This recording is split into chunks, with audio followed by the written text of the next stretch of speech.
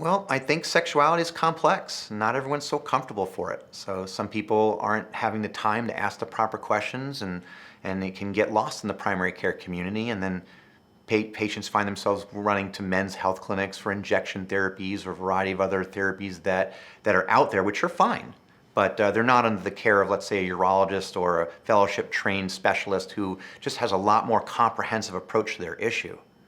So on average, very interesting statistic, on average in the community, it takes someone from the time that they are diagnosed with erectile dysfunction to find the proper clinician, somewhere in the order of 6 years.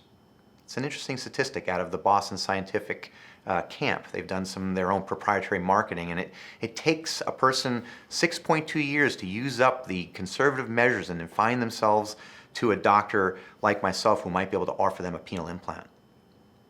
Yeah, I think if we were more vocal about it, and we were able to, it's not just physicians. I mean, obviously you have to look at, the industry, the media industry itself. What are they allowed to say on TV?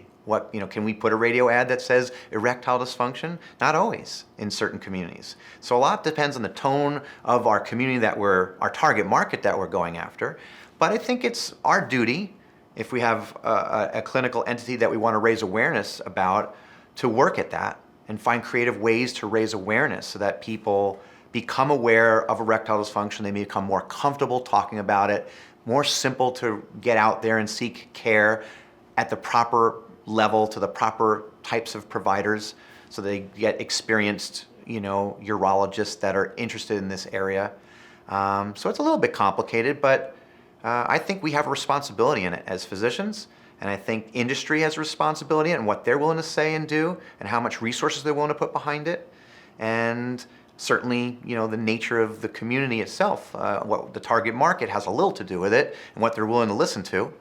But I think it's changing. I think at this point, right now, we are raising a lot of awareness about erectile dysfunction in so many different ways, and today is just an example of this.